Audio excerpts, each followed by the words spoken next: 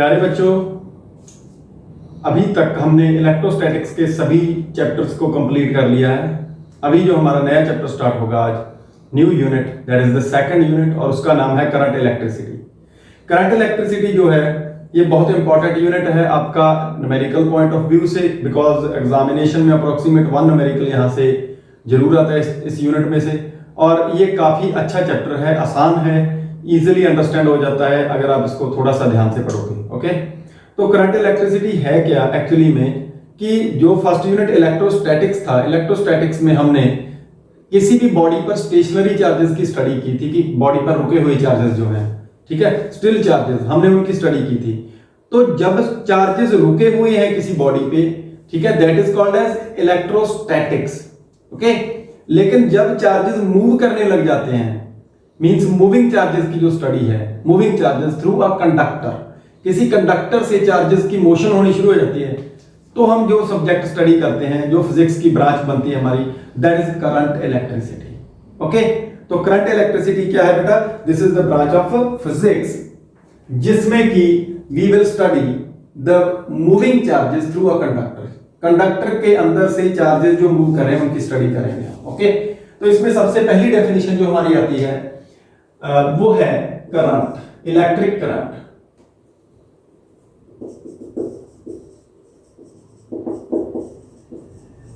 अभी electric current क्या है? बड़ा आसान है, वैसे 10th क्लास का रिपीटिशन है, लेकिन इसको थोड़ा सा ध्यान से समझिएगा, ये काफी अच्छा है। करंट, इलेक्ट्रिक करंट क्या है कि जब चार्जेस किसी कंडक्टर के अंदर से ट्रेवल करते हैं, ओके, ट्रेवल करते हैं। देखिए, ये मेरे पास एक बैटरी है, मैं दो तरीके से समझाऊंगा इसको। ओके, ये मेरे पास एक battery means source of EMF, और यहां पर मेरे पास ये तार मैंने इसके अक्रॉस एक जोड़ दी। ओके, ये पॉजिटिव टर्मिनल है, ये नेगेटिव टर्मिनल है। पॉजिटिव के पास इलेक्ट्रॉन्स की कमी है, नेगेटिव के पास इलेक्ट्रॉन्स बहुत ज्यादा पड़े हैं। तो जब इनको आपस में शॉर्ट सर्किट करवाया जाता है, मींस इनको आपस में जोड़ा जाता है, यहां पर कोई डिवाइस भी लगा सकते हो आप। फॉर एग्जांपल मान लीजिए मैंने बल्ब लगा दिया, तो बल्ब जो है वो आपका शाइन करने लग जाएगा। ओके, बल्ब आपका जो है वो ऑन हो जाएगा। तो अभी जो इलेक्ट्रॉन्स है उनका ट्रांसफर नेगेटिव टर्मिनल से इलेक्ट्रॉन्स चलेंगे और नेगेटिव टर्मिनल से चलते हुए पॉजिटिव तक अप्रोच करेंगे। इलेक्ट्रॉन्स के इस फ्लो को बोलते हैं इलेक्ट्रॉनिक करंट। अभी जो इलेक्ट्रॉनिक करंट है, बेसिक बात ये है कि जैसे हमने प्लस जो फर्स्ट यूनिट है उसमें ये बात स्टडी की है कि पॉजिटिव चार्ज जो है उसको हम बेस मानकर चलते हैं, जो फंडामेंटल डेफिनेशंस में। तो यहां पर भी जो करंट की फंडामेंटल डेफिनेशन है उसमें आप ये बात जरूर ध्यान रखिएगा कि इलेक्ट्रॉन्स के फ्लो को करंट का कारण जरूर माना जाता है। This is the reason of current, because electrons इस तार के अंदर से फ्लो करते हुए इधर आ गए। लेकिन अल्टीमेटली इसका अपोजिट क्या हुआ कि जितने इलेक्ट्रॉन इधर, मान लीजिए प्लस एक इलेक्ट्रॉन इधर आ गया, तो माइनस का ई चार्ज इधर से इधर को ट्रांसफर कर गया। इसका मतलब आप रिवर्स भी ले सकते हैं कि पॉजिटिव टर्मिनल से प्लस का ई चार्ज इधर से इधर को ट्रांसफर कर दिया। तो जो पॉजिटिव चार्ज का फ्लो है, पॉजिटिव चार्ज का फ्लो पॉजिटिव से नेगेटिव की तरफ जो होगा, इस करंट को बोलेंगे हम कन्वेंशनल करंट। क्लियर? और ये वाला जो इलेक्ट्रॉन का करंट है इसको बोलेंगे इलेक्ट्रॉनिक करंट। तो आपका जो इलेक्ट्रॉनिक करंट है इसकी स्टडी ज्यादा नहीं करेंगे, हम स्टडी करेंगे कन्वेंशनल करंट की।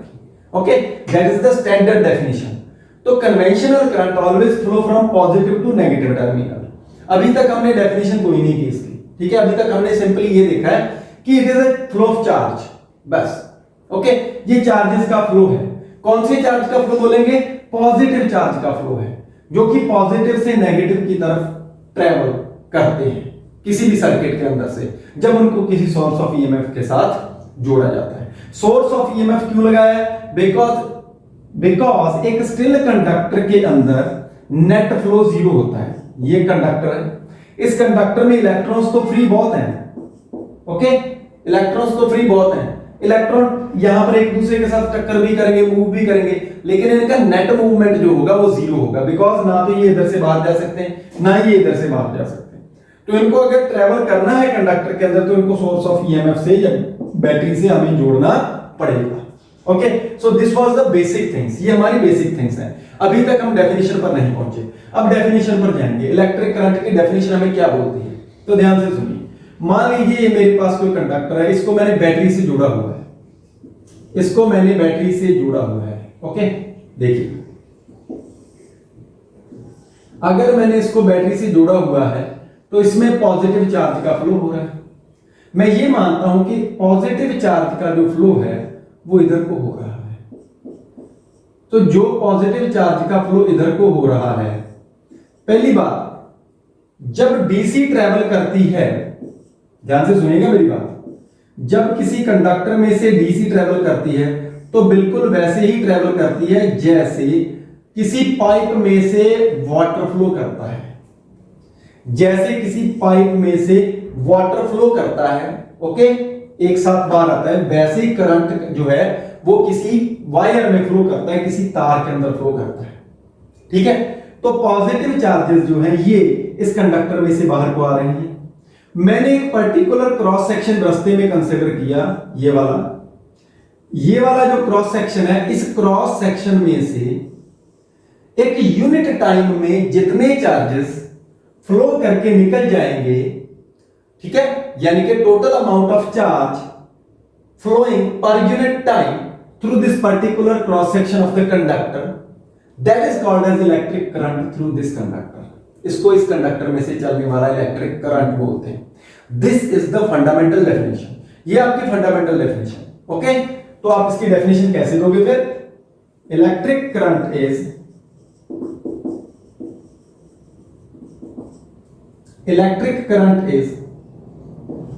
total amount of electric charge flowing through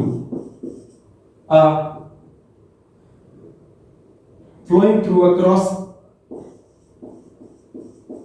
section of conductor per unit time. This is very important thing, per unit time. Unit time में कितना अमाउंट ऑफ चार्ज फ्लो करता है, किसमें से? किसी पर्टिकुलर क्रॉस सेक्शन में से। Okay, that is called as electric current. Electric current को मैं आई से रिप्रेजेंट करता हूं, 10th क्लास का काम है, कोई मुश्किल नहीं है। तो ये है आपका इलेक्ट्रिक चार्ज फ्लो या charge flowing through the conductor per unit time interval. आप इसको कैसे लिख सकते हो? आप इसको ऐसे भी लिख सकते हो, delta Q upon delta T. आप इसको क्यू अपॉन टी करके भी लिख सकते हो।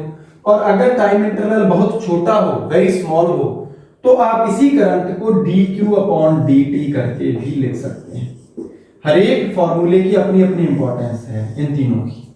ओके, तो करंट आपको D Q upon D T है, ये भी चार्ज अपॉन टाइम, ये भी चार्ज अपॉन टाइम, ये भी चार्ज अपॉन टाइम, ये सब कुछ एक ही बात है। इन पर बेस्ड जो न्यूमेरिकल प्रॉब्लम है उनसे पता लगता है कि हम इनमें से कौन सा फॉर्मूला यूज करेंगे।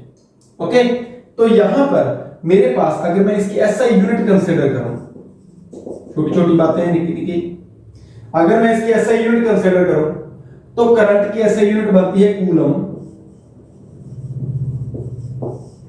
पर सेकंड, और जो कूलम पर सेकंड होता है इसको बोलते हैं एम्पियर। क्या बोलते हैं? Ampere. Ampere is SI unit of current, current की एसआई यूनिट एम्पियर है। ओके, तो ये था आपका इलेक्ट्रिक करंट का बेसिक फंडा। अभी मेरे दिमाग में एक तो न्यूमेरिकल प्रॉब्लम आ रही है जो मैं आपके साथ शेयर जरूर करूंगा। तो अभी ये डायग्राम भी आपको क्लियर हो गया होगा कि इलेक्ट्रॉनिक करंट और कन्वेंशनल करंट में क्या डिफरेंस है। तो आपको जो ये वाला अंदर वाला करंट है इसको आप लिख लीजिएगा, ये कन्वेंशनल करंट है, क्योंकि मेरे माइंड में ये आ रहा है कि आप इसको भूलोगे। ओके, कन्वेंशनल करंट है ये। ओके, ये वाला, और इसकी ही स्टडी करते हैं हम, इसकी नहीं करते। क्लियर? चलिए, इसके बाद नेक्स्ट हमारे पास कुछ छोटी छोटी बातें, कुछ छोटी छोटी न्यूमेरिकल प्रॉब्लम्स। तो न्यूमेरिकल प्रॉब्लम से पहले मैं एक बात बताना चाहूंगा कि अगर नोट लिखेंगे एक छोटा सा, एज वी नो, एक मैंने आपको बात प्लस जो फर्स्ट यूनिट है उसमें बताइए मैंने आपको कि जो क्वांटाइजेशन ऑफ चार्ज जो होता है that is Q is equal to NE, Q is equal to NE। तो अभी अगर आपको ये पूछ लिया जाए कि बताइए कि एक पर्टिकुलर करंट इस डिवाइस में चल रहा है, ओके, एक पर्टिकुलर करंट इस डिवाइस में चल रहा है, मान लीजिए दैट इज समथिंग लाइक कुछ भी है, ओके, आई करंट चल रहा है, चलो आई करंट अगर इसमें चल रहा है तो सवाल करने वाला आपसे ये पूछ सकता है कि how many electrons flows from negative to positive terminal. अभी नेगेटिव टू पॉजिटिव बोल भी सकता है, नहीं भी बोल सकता, लेकिन ऐसा जरूर पूछ सकता है कि how many electrons passes through this bulb, या how many electrons passes through the circuit, circuit में से कितने इलेक्ट्रॉन क्रॉस किए वो बताओ भैया। तो जब ऐसी बात आ जाए कि नंबर ऑफ इलेक्ट्रॉन्स पूछे जाएं तो इलेक्ट्रॉन्स नेगेटिव से पॉजिटिव जाएंगे, लेकिन आप इसकी टेंशन नहीं लीजिएगा, बिकॉज जितना चार्ज नेगेटिव से पॉजिटिव की तरफ नेगेटिव चार्ज फ्लो करेगा उतना ही पॉजिटिव चार्ज इधर से इधर को फ्लो करेगा, यानी कि पॉजिटिव से नेगेटिव को फ्लो करेगा, डजंट मैटर। तो आपके रिजल्ट पर कोई फर्क नहीं पड़ेगा, आपको इलेक्ट्रॉन्स की जो काउंट है वो पूछा जाता है, ओके। तो Q is equal to plus is equal to NE, ये हमारा जो है क्वांटाइजेशन ऑफ चार्ज से मैं लेके आया हूं यहां पे। तो अगर मैं इसका यूज करूं नाउ द करंट, अगर मैं करंट को लिखना चाहूं I is equal to Q upon T और Q की वैल्यू में N into E by T लिख दूं, तो यहां से मैं बड़ी आसानी से ये जो N है ये क्या है, ये है number of electrons passes through the circuit, number of electrons passes through the circuit, circuit में से कितने इलेक्ट्रॉन्स पास करते हैं ये हमारा N है, ओके। सर्किट में से कितने इलेक्ट्रॉन्स पास करते हैं ये हमारा N है। N की वैल्यू इस फॉर्मूले से हम बड़ी आसानी से कैलकुलेट कर सकते हैं, सो this is a special point, ये आपका स्पेशल पॉइंट है। इसके अलावा भी एक और मैं जो आपको न्यूमेरिकल प्रॉब्लम में डिस्कस करूंगा। तो फिलहाल मेरे पास ये था इलेक्ट्रिक करंट। अच्छा, एक बात और कर सकते हो, इसका डायमेंशनल फॉर्मूला अगर मैं करंट का लिखना चाहूं तो डायमेंशनल फॉर्मूला इसका क्या आता है बेटा, डायमेंशनल फॉर्मूला आता है इसका I इज इक्वल टू, देखो ऊपर तो चार्ज है Q अपॉन टाइम T है, Q का आता है A1 T1, आपको पहले करा चुका हूं, चार्ज का A1 T1, ओके। अरे अरे अरे अरे अरे ये क्या आ गया है। अच्छा एक बात बताइए मेरे को, अरे मेरे को क्या करंट की डायमेंशन कैलकुलेट करने की जरूरत है? मेरे को करंट का डायमेंशनल फार्मूला कैलकुलेट करने की कोई भी जरूरत नहीं है। कारण क्या है? Because current is a fundamental quantity. ये कौन सी क्वांटिटी है? फंडामेंटल। और फंडामेंटल क्वांटिटीज का डायमेंशन ऑलरेडी डिफाइंड होता है, तो यहां से तो मैं शुरू हुआ था। ओके, तो मेरे पास जो करंट का डायमेंशन है वो A1 नहीं होता है, इसको स्पेसिफिकली कैलकुलेट करने की जरूरत नहीं है आपको। ओके, मींस इसको कैलकुलेशन की जरूरत नहीं है। ये अंडरस्टूड है कि आई का कई बुक्स वाले इसको जो है वो आई लिखते हैं, कुछ आपको ए लिखी मिलेगी कई बुक्स में आपको, ठीक है। तो एक ही बात है, तो ये आपके डायमेंशन को स्पेसिफिकली फाइंड करने की जरूरत इसकी नहीं है। ओके, अच्छा कोई आपको अगर ये पूछ ले कि डिफाइन 1 एंपियर करंट, तो क्या बोलोगे? ये भी बात है। तो 1 एंपियर को जब भी डिफाइन करना है आपने, 1 एंपियर को जब भी डिफाइन करना है आपने, तो उसके लिए आपको जो बाकी दो थिंग्स हैं फॉर्मूले के अंदर उनको 1 मानना पड़ेगा। ठीक है, मेरा क्वेश्चन क्या है? डिफाइन 1 एंपियर या define unit of electric current. Okay, तो अगर मैं 1 एंपियर को डिफाइन करूं तो उसके लिए मेरे पास क्या रिजल्ट आता है?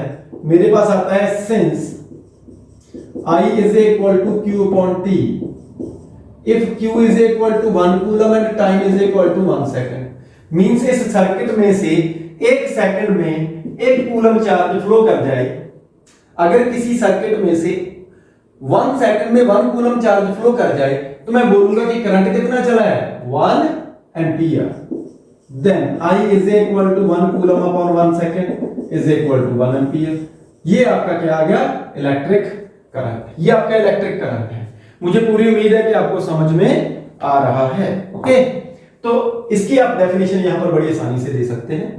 ओके, इसकी डेफिनेशन आप बड़ी आसानी से दे सकते हैं। क्या?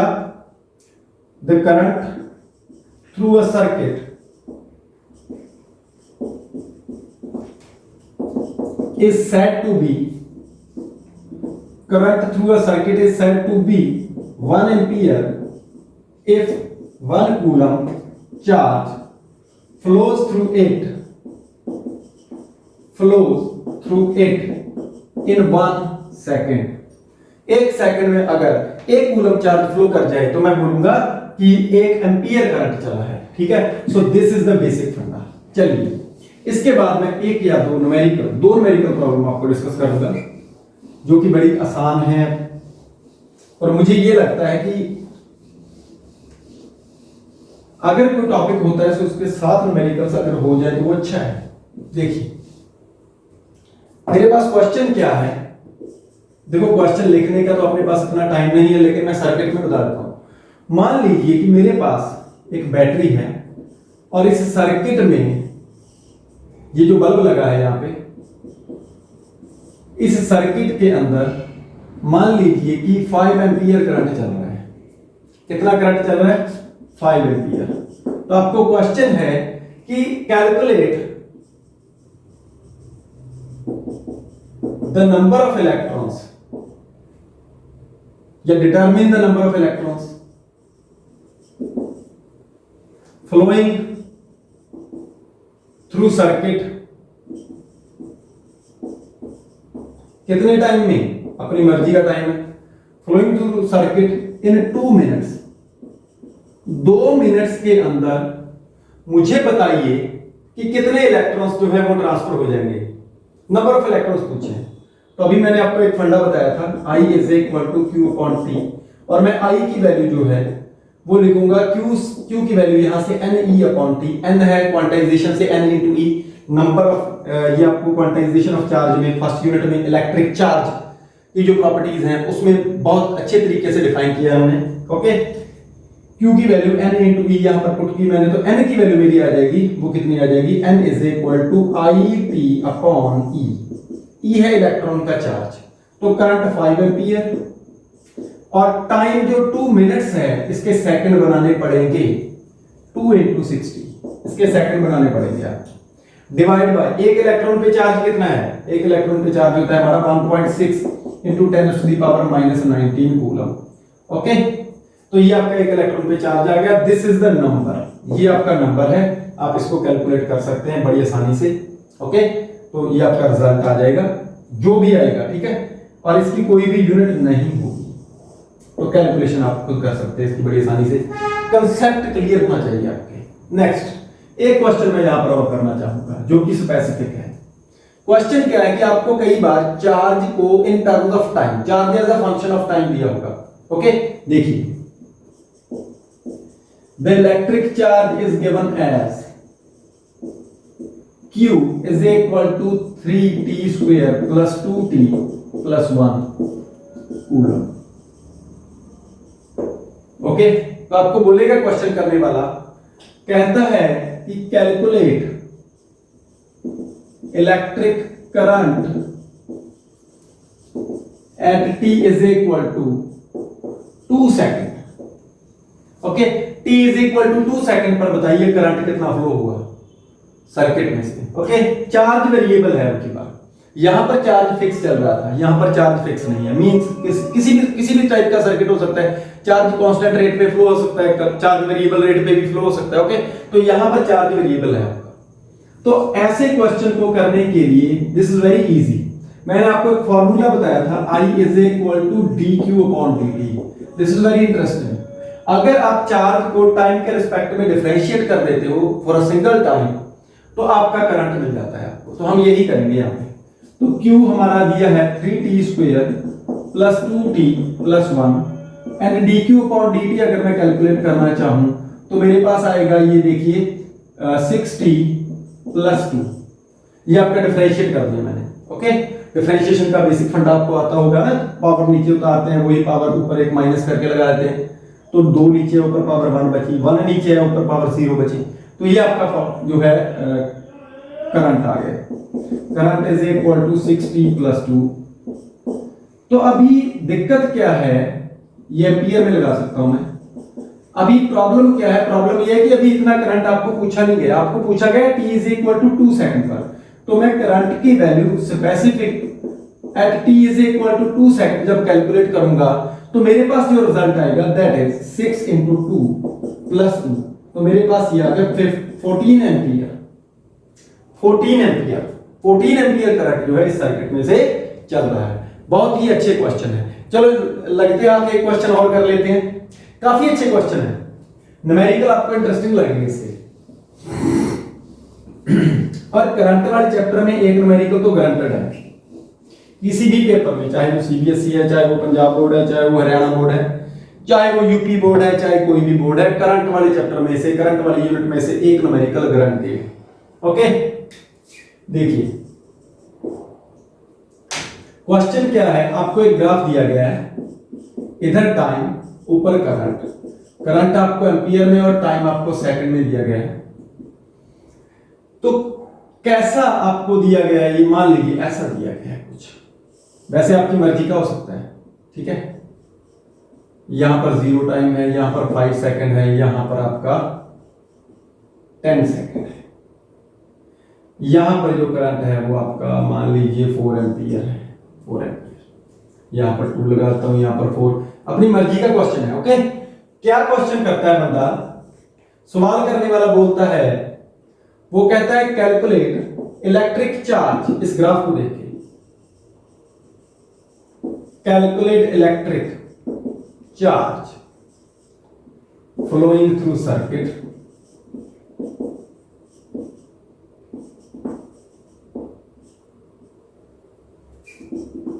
इन 10 seconds.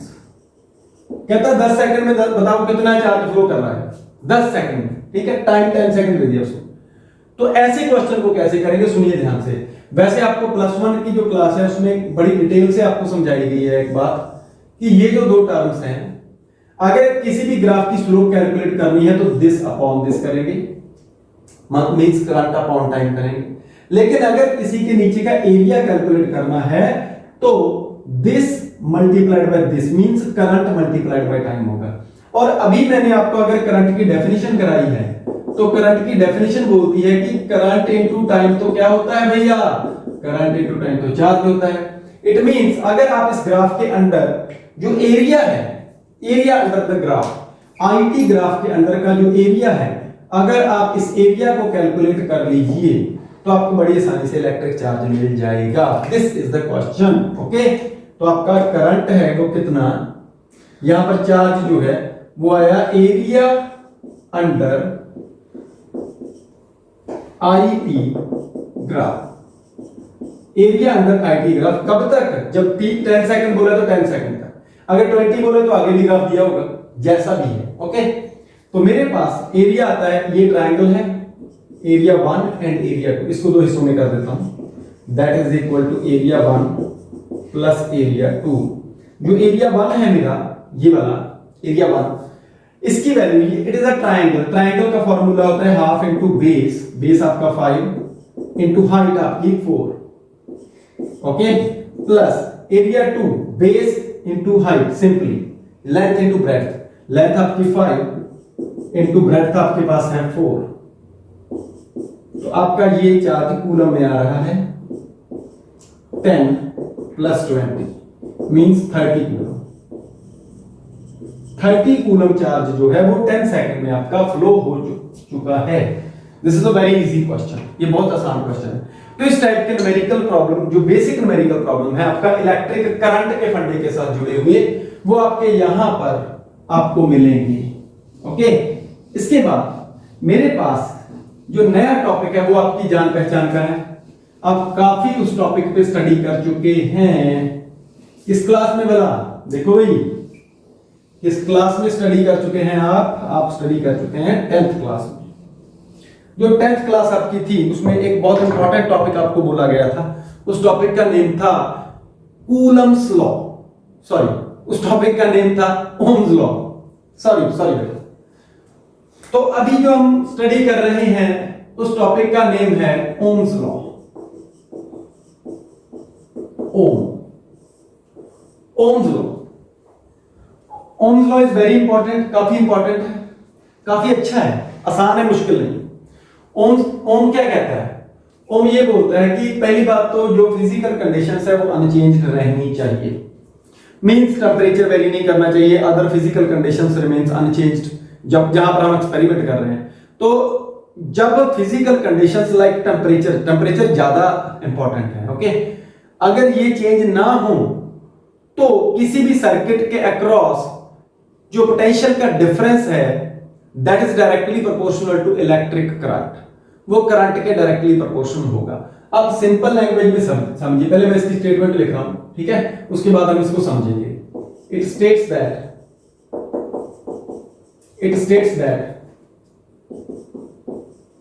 potential difference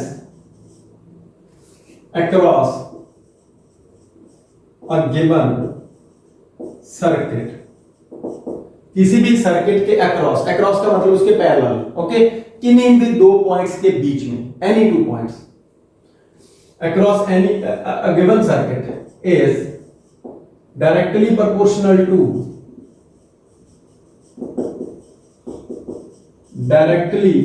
proportional to square of directly proportional to electric current through that circuit। अभी यहां पर कंडीशन तो मैंने लिखी नहीं, प्रोवाइडेड दैट, ये कंडीशन लिखनी बहुत जरूरी है। प्रोवाइडेड दैट क्या प्रोवाइड किया जाता है आपको? प्रोवाइडेड दैट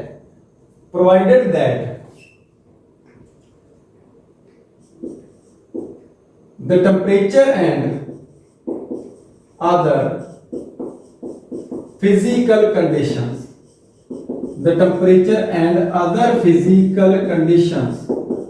remains unchanged, वो आपकी चेंज नहीं होनी चाहिए, that remains unchanged, वो आपकी अनचेंज्ड रहनी चाहिए, क्लियर, वो आपकी चेंज नहीं होनी चाहिए। सो दिस इज द फंडा। मैं इसको आपको थोड़ा सा डायग्राम से बताना चाहूंगा। मान लीजिए मेरे पास कोई भी कंडक्टर है, ये एक सर्किट का हिस्सा है, ओके, इसके अक्रॉस मैंने एक बैटरी लगा दी, तो बैटरी की वोल्टेज जो V है, जिसको हम ईएमएफ भी बोलते हैं, ईएमएफ की स्टडी डिटेल में करेंगे, अभी इस चैप्टर में करेंगे, ओके। तो फिलहाल आप सिंपल लैंग्वेज में ये समझिए कि ये जो बैटरी है इसकी वोल्टेज V है, ओके, ये जो कंडक्टर है इसके अंदर करंट चल रहा है और करंट पॉजिटिव से नेगेटिव की तरफ चल रहा है, ये करंट आई, ये करंट इस कंडक्टर के थ्रू जा रहा है, क्लियर। मैंने क्या किया, मैंने यहां पर एक वोल्ट मीटर लगा दिया। अभी मेरे पास एक बड़ी इंपॉर्टेंट बात है, मेरे को पता पड़ेगा कि वोल्ट मीटर क्या होता है। वी हैव टू डिवाइसेस, मेरे पास दो डिवाइसेस होती है बेटा, और दोनों मेजरिंग डिवाइसेस हैं। The first one is ammeter and second one is volt meter. तो मेरे पास, मेरे को बताना पड़ेगा अभी, तो आप लिख सकते हैं, लिखिए एमीटर। एमीटर बेटा एक ऐसी डिवाइस है, एमीटर एक ऐसी डिवाइस है जो करंट की मेजरमेंट करेगी किसी भी circuit. It is used to measure, इसको आप लिख लीजिएगा, करंट इन अ सर्किट। किसी सर्किट में से करंट को मेजर करना है तो हम इसका यूज करते हैं। दूसरी बात, ये हमेशा सर्किट के बीच में लगता है, ये हमेशा सर्किट के बीच में लगता है। मींस अगर मैंने इस सर्किट में करंट की मेजरमेंट करनी है तो मैं यहां पर तार को, इस तार को बीच में से तोड़कर यहां पर एमीटर लगाऊंगा और ये एमीटर मेरे को फ्लो बताएगा कि इस करंट का फ्लो है कितना, उसकी मेजरमेंट करके मेरे को दे देगा। तो अभी अगर इसने करंट का फ्लो करना है, इसकी खुद की रेजिस्टेंस हुई, रेजिस्टेंस मींस अगर ये खुद करंट को रेजिस्टेंस ऑफर करता हुआ, ओके, मींस करंट का फ्लो नहीं होने दे रहा अगर ये, ओके, तो आप ये समझ सकते हो कि ये एमीटर जो है वो अच्छा नहीं है, अच्छी क्वालिटी का नहीं है। तो आइडियल एमीटर जो है वो हमेशा लो रेजिस्टेंस का डिवाइस है, लो रेजिस्टेंस। इसकी डिवाइस की रेजिस्टेंस बहुत कम, अभी रेजिस्टेंस पढ़ा नहीं है मेरे को पता है, लेकिन फिलहाल आप ये समझ लीजिए कि it is a very low resistance device, low resistance की डिवाइस है, okay, it is a low resistance device. Okay, बहुत बहुत कम, वेरी लो कर सकते हो। आइडियल की रेजिस्टेंस 0 होती है। For ideal ammeter R is equal to 0, resistance is 0। ओके, आइडियल एमीटर की रेजिस्टेंस 0 होती है। और जो लास्ट बात है आपकी इसमें वो क्या है कि जो एमीटर है वो आपका सीरीज में लगता है, ऑलवेज कनेक्टेड इन सीरीज। आप इनको, इस पॉइंट को जब भी पढ़ लीजिएगा, इन पॉइंट्स को जब भी पढ़ेंगे आपको नॉलेज मिलेगा। आगे भी चलकर इन पॉइंट्स पर वापस आ सकते हैं आप, आपको एमीटर के बारे में क्लियर हो जाएगा भी कैसा है। इसके बाद आता है वोल्टमीटर। वोल्टमीटर जस्ट इसका रेसिप्रोकल है, इसका उल्टा है। ठीक है, हो सकता है इनकी कंस्ट्रक्शन जो है वो एक जैसी हो, लेकिन फर्क क्या होता है, इसके अंदर जो कॉइल होती है उसकी रेजिस्टेंस की जो वैल्यू है उसका डिफरेंस होता है। ओके, तो it is used to measure potential difference. It is used to measure electric potential difference.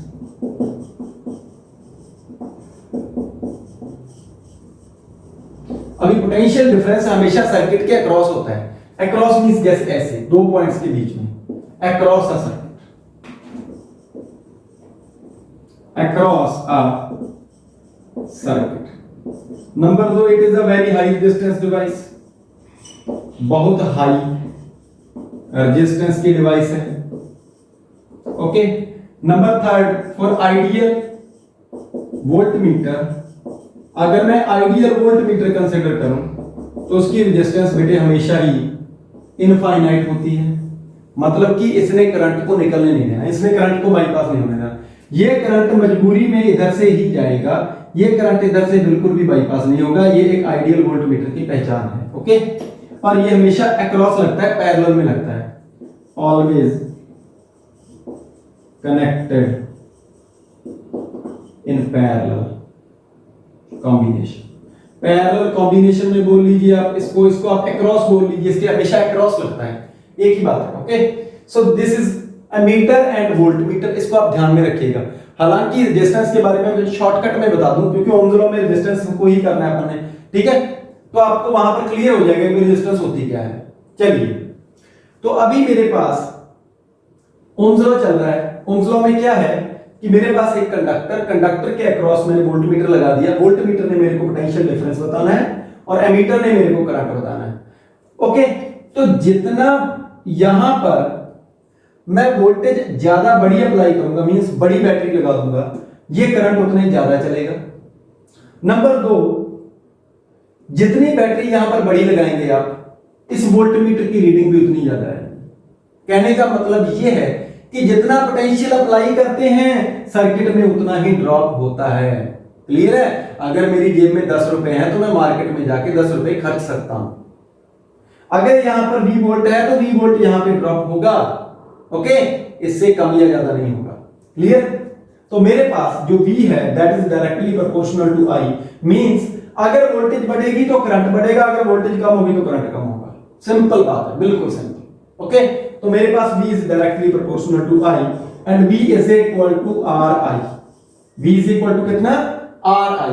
यहां पर जो R है it is a constant, ये एक कांस्टेंट है और इसको क्या बोलते हैं? Called as resistance, called as resistance of conductor. इसको हम कंडक्टर की रेजिस्टेंस बोलेंगे, सर्किट की रेजिस्टेंस बोलेंगे। अगर मैं ये वाला सर्किट यहां पर, इसकी रेजिस्टेंस जो है वो कितनी है? अब यहां पे R है आपकी, तो R रेजिस्टेंस है। तो रेजिस्टेंस होती क्या है? बेसिकली रेजिस्टेंस होती क्या है? It is the opposition offered by, it is the opposition offered by conductor to the flow of current. जैसे एक बंदा है, एक स्टूडेंट है, ठीक है। कुछ स्टूडेंट ऐसे होते हैं जिनको पढ़ने में दिक्कत होती है थोड़ी सी अगर उनको पढ़ने में दिक्कत होती है, इसका मतलब क्या है? इसका मतलब ये है कि उनकी रेजिस्टेंस है वो उनमें से नॉलेज जाना चाहता है। ठीक है, मतलब एक कंडक्टर है, स्टूडेंट एक कंडक्टर है और नॉलेज उसमें से फ्लो करता है, नॉलेज उसमें से फ्लो करता है। लेकिन स्टूडेंट अगर उस नॉलेज को फ्लो को रोके, इट मींस उस स्टूडेंट के अंदर एक रेजिस्टेंस है। क्लियर? तो यहां पर भी बिल्कुल ऐसे ही है। तो इस कंडक्टर की रेजिस्टेंस जो है वो R है। तो रेजिस्टेंस की अगर डेफिनेशन आप देना चाहेंगे तो रेजिस्टेंस की डेफिनेशन क्या आई आपकी? Resistance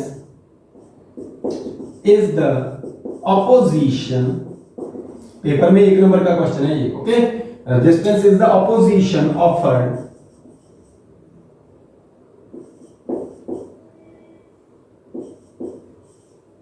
resistance is the opposition offered by the conductor to the flow of current through itself. इसके खुद के अंदर से जो करंट का फ्लो चलता है उस फ्लो को रोकने के लिए जो अपोजिशन ऑफर की जाती है इस कंडक्टर की तरफ से, उस कंडक्टर की इस ऑपोजिशन को मैं बोलूंगा रेजिस्टेंस ऑफ दैट कंडक्टर। ठीक है बेटा, ये आपकी रेजिस्टेंस है। रेजिस्टेंस का अगर यहां फार्मूला चाहते हैं आप, तो रेजिस्टेंस का फार्मूला आपका V/I, पोटेंशियल और करंट का रेशियो जो होता है, potential difference divide by current through this circuit, that is called as resistance. यहां से आप रेजिस्टेंस को कैलकुलेट कर सकते हैं बड़ी आसानी से। नेक्स्ट थिंग, अगर V directly proportional to I है तो आपका ग्राफ कैसा बनेगा? अगर V directly proportional to I है तो आपका ग्राफ कैसा बनेगा, इसके बारे में थोड़ी सी चर्चा करते हैं। देखिए, अगर मैं इसको ग्राफिकली रिप्रेजेंट करूं तो मेरे पास एक ग्राफ ऐसा बनता है कि यहां पर मेरे पास V है, यहां पर I है, एंड डायरेक्टली प्रोपोर्शनल है तो graph must be a straight line. यहां पर मेरे पास एक ग्राफ स्ट्रेट लाइन बनेगा और इस ग्राफ का जो स्लोप है दैट इज tan थीटा। देखिए, यहां पर ये थीटा है। मान लीजिए मैंने कोई भी 2 पॉइंट यहां पर उठा लिए, ये पॉइंट A है आपका, ये पॉइंट B है, तो B पॉइंट के कॉरस्पॉन्डिंग और A पॉइंट के कॉरस्पॉन्डिंग जो भी I की वैल्यूज हैं वो नोट कर ली मैंने। ऐसे ही मैंने वोल्टेज की 2 वैल्यूज मैं यहां पर नोट कर लूंगा, ओके। अगर मैं देखूं तो मेरा ABC एक ट्रायंगल बनता है और ये एंगल अगर थीटा है तो ये एंगल भी थीटा है। तो जो स्लोप होता है इस ग्राफ का, slope is always equal to tan theta, ये आप पहले पढ़ चुके हैं। Slope is always equal to tan theta. तो मेरे पास tan थीटा जो है वो परपेंडिकुलर अपॉन बेस आता है, तो परपेंडिकुलर तो मेरे पास BC है और बेस है मेरे पास AC। अभी जो BC है this is the change in voltage, इसको मैं लिख सकता हूं यहां पर डेल्टा V, और जो AC है इसको मैं लिख सकता हूं यहां पर डेल्टा I। तो जो मेरे पास BC अपॉन AC आएगा that is equal to delta V upon delta I, change in voltage upon change in current. और जब मैं वोल्टेज अपॉन करंट की बात करता हूं then this must be equal to resistance, means ये रेजिस्टेंस के इक्वल है। इसका मतलब आपका ये हो गया कि जो VI ग्राफ होता है, VI ग्राफ का जो स्लोप है that is always equal to resistance of the circuit. Circuit की रेजिस्टेंस के इक्वल होता है। ये रेजिस्टेंस की, कंडक्टर की जो रेजिस्टेंस है उसको रिप्रेजेंट करता है। क्लियर है ना ये बात? ओके। लेकिन हमेशा ऐसा नहीं होता कि VI ग्राफ का जो स्लोप है वो 100% रेजिस्टेंस को रिप्रेजेंट करे। ओके, इसके बारे में भी थोड़ी सी चर्चा करते हैं। पहले हम एमीटर और वोल्टमीटर मैंने आपको जो लिखे थे, मेरे को उम्मीद है कि आपको अब समझ में आ गए होंगे। अब ध्यान से सुनिए, रेजिस्टेंस का मतलब क्या होता है? रेजिस्टेंस का मतलब कि अपोजिशन जो ऑफर की गई है, मींस करंट नहीं चलने देना। तो यहां पर जो एमीटर है उसकी रेजिस्टेंस बहुत लो होती है। एमीटर आइडियल जो है उसकी रेजिस्टेंस 0 होती है, मींस वो विदाउट एनी अपोजिशन, किसी भी अपोजिशन के बिना करंट का फ्लो बड़ी आसानी से करवा सकता है। और ये हमेशा सीरीज में रास्ते में लगता है, ये हमेशा अक्रॉस लगता है ऊपर से। ओके, वोल्टमीटर जो है उसकी रेजिस्टेंस इनफाइनाइट आइडियल की होती है, और नॉर्मल जो वोल्टमीटर है वो हाई रेजिस्टेंस डिवाइस है, और ये पोटेंशियल डिफरेंस मेजर करने के काम आता है। आपको, मुझे उम्मीद है कि ये बात क्लियर होगी। अभी मेरे पास एक नया क्वेश्चन आ रहा है। वो क्वेश्चन क्या है कि मैंने जैसे आपको ये एग्जाम में पूछी हुई बात है, ध्यान से सुनिएगा। मेरे पास 2 क्वेश्चन है। फर्स्ट क्वेश्चन इज, पहला क्वेश्चन जो इस ग्राफ पे बेस्ड है वो सुनिए। पहला question, note number 1, first note, मेरे पास एक VI ग्राफ है, इधर V और x एक्सिस पे I करंट है, एम्पीयर में वोल्टेज V। तो मेरे पास यहां पर 1, 2 और 3 ग्राफ्स दिए हैं। ओके, इन ग्राफ्स की, इसकी रेजिस्टेंस, ये R1 रेजिस्टेंस का ग्राफ है, ये R2 रेजिस्टेंस का ग्राफ है, ये R3 रेजिस्टेंस का ग्राफ है। मतलब कहने का मेरा ये है कि जो मैंने सर्किट में रेजिस्टेंस यूज की थी, कंडक्टर यूज किया था, उसकी रेजिस्टेंसेस डिफरेंट है। एक बार R1 रेजिस्टेंस की तार लगाई है, दूसरी बार R2, तीसरी बार R3, और मैंने ये 3 ग्राफ ड्रॉ किए। ओके, क्वेश्चन ये है कि इनमें से बड़ी रेजिस्टेंस कौन सी है और छोटी रेजिस्टेंस कौन सी है। इनमें से बड़ी रेजिस्टेंस कौन सी है और छोटी कौन सी है, इनको सीरीज में लिखो, आप असेंडिंग ऑर्डर में लिखो, इसको डिसेंडिंग ऑर्डर में लिखो इन रेजिस्टेंसेस को। सो दिस इज द क्वेश्चन, और ये आपके एग्जाम में काफी बार पूछा जा चुका है। जवाब सुनिए ध्यान से। स्लोप tan थीटा है और जो थीटा एंगल b इधर है, i इधर है। अगर थीटा देखो, tan की वैल्यू जो है tan थीटा की, ये मैथमेटिकल का टर्म है, tan थीटा ट्रिग्नोमेट्रिक फंक्शन है। इसकी वैल्यू 0 tan 0 1 होता है, tan 0 0 होता है, और tan 90 डिग्री जो इनफाइनाइट होता है, मींस 90 डिग्री तक इसकी वैल्यू हमेशा इंक्रीज करती है, बढ़ती है।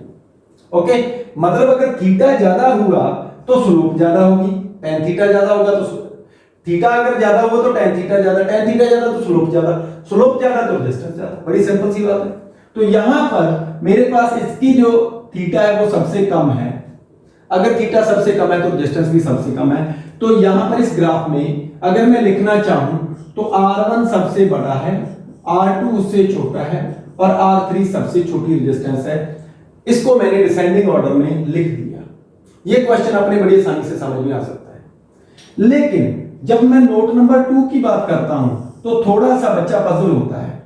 वो पजल कैसे होता है वो सुनिए। मेरे पास x एक्सिस पे वोल्टेज और y एक्सिस पे करंट, आपको एग्जामिनेशन में ये ग्राफ भी मिलेगा, अभी ये ग्राफ भी मिलेगा। जब ये ग्राफ मिलेगा आपको सेम R1, R2 और R3 तीन रेजिस्टेंस आपको दे दी, तीनों का ग्राफ दे दिया आपको पूछा गया कि कौन सी रेजिस्टेंस बढ़ी है, बताओ भैया।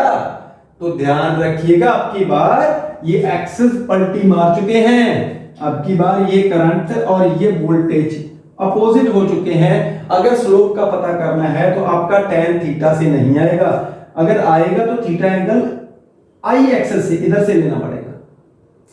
ओके, तो अब की बार जो आपका रिजल्ट है वो जस्ट इस रिजल्ट का रेसिप्रोकल होगा, क्योंकि ये एक्सेस आपके चेंज किए जा चुके हैं। सो this is the key point, examination में ये पूछा जाता है।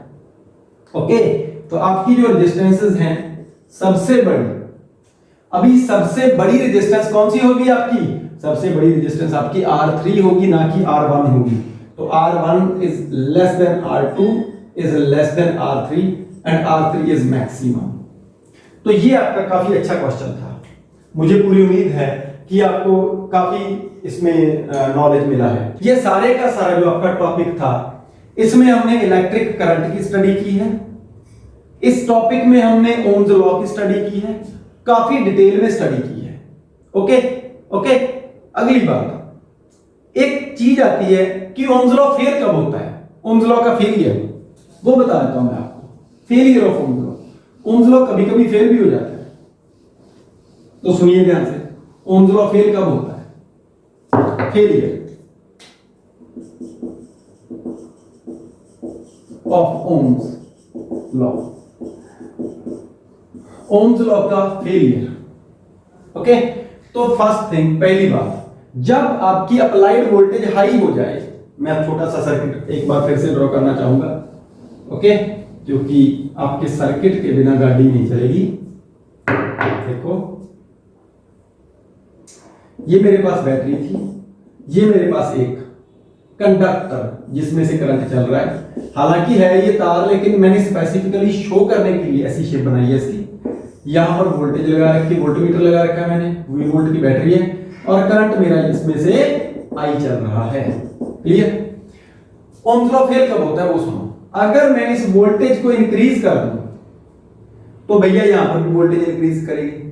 जब वोल्टेज इंक्रीज करूंगा तो करंट भी इंक्रीज करेगा, और जब करंट इंक्रीज करेगा तो उससे क्या होगा कि ये जो रेजिस्टेंस है ना, इसकी रेजिस्टेंस करंट को रोकेगी, तो यहां पर हीट प्रोड्यूस होगी। जब यहां पर हीट प्रोड्यूस होनी शुरू हो गई तो टेम्परेचर इंक्रीज होगा, और जब टेम्परेचर इंक्रीज हुआ, जब टेम्परेचर इंक्रीज हुआ तो रेजिस्टेंस, मैंने आपको बोला था रेजिस्टेंस टेम्परेचर पे डिपेंड करती है।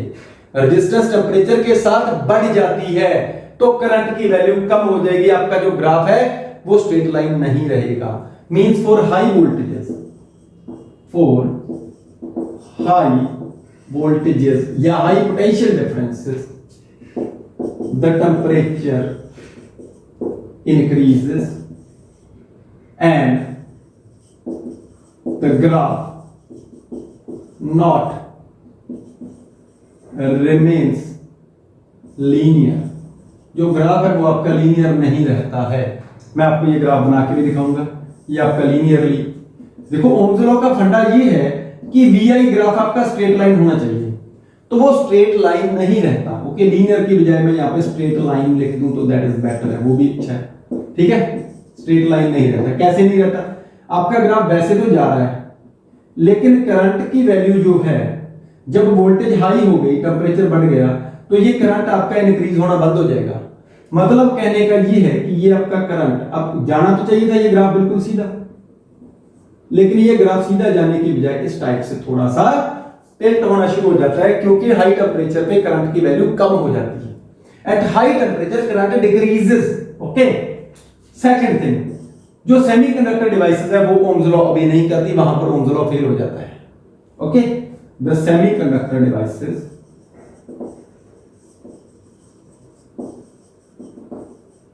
Do not obey Ohm's law. Ohm's law को ओबे नहीं करती वहां पर, क्योंकि ग्राफ स्ट्रेट लाइन नहीं बनता। सिंपल सी बात बताऊं आपको। तो सेमीकंडक्टर डिवाइसेस जो हैं उनमें हम डायोड पढ़ेंगे।